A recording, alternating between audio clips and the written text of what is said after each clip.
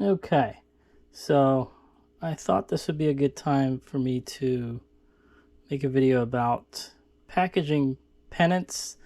This happens to be a San Francisco 49ers football pennant, but any size pennant.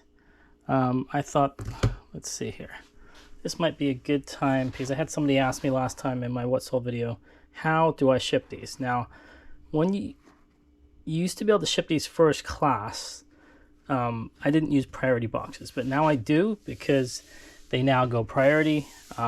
They are under a pound, probably about 12 to 14 ounces after it's boxed, but the dimensions are now more than first class allows. So my steps for doing this are pretty simple. And first of all, you got your pennant, obviously. And because of the weather being a little bit bad, I like to bag them if I can. And this one, just so you know, it's not very expensive. It already has damage, water damage, folding, creasing, curling there, as you can see. So the first thing I like to do is bag it up. And during the summertime, even the spring, and most of the fall, I don't do this. It's only when it gets to the rainy season. So a few moments later. Inside there. Now, all I have here are regular priority, and I use regular, not flat rate. It's just regular priority boxes. I have two of the same.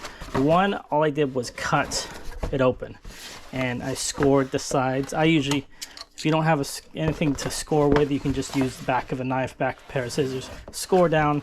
And the reason I'll show you in a second, I'm gonna make a box within a box like this, and the pennant's gonna go within this. So pretty simple, really. So first thing is, I'm gonna put this guy, if I can get this in. A few moments later. Second thing I'm gonna do is open this guy up right here and put that right there. Now, I've already cut some cardboard. This is gonna go within, above and below, to add a little bit of added oomph so it doesn't bend. I'm also gonna be writing do not bend on that, but a lot of times people laugh when I write that and they say, well, that's even more reason for them to damage your package. They're gonna mess with it even more. So then just kind of feel around, keep it nice and flat. And then this is on top, this is on bottom. This isn't rocket science, but it's just a little weird. If this was a more expensive pennant, then I would have been boxing it. But these are generally for pennants under 50 bucks. Like so.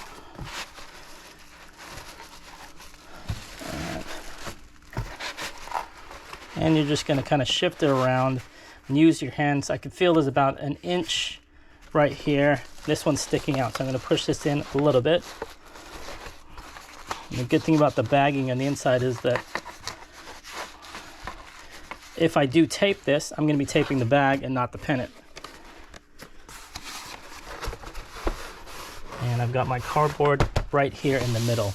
You can't see that because of this box and this box, but it is right here in the middle.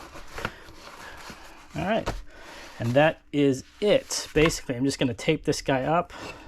A few moments later. I've had a couple people that I've shown this to, and they've all had the same question. You're shipping it flat, it looks kind of flimsy. Me, personally, I've never had one come back. I've sold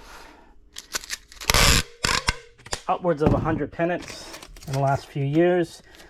Like I said, they used to be first class, now they're priority, which is probably a good thing. That means it's less time on the road. That is it pretty much. There is your box ready to go. Ew. I'm just gonna write do not bend. I'll put the label on it and we're done. This will go priority. I'm guessing around 8 something, depending on where it's going to, if it's domestic.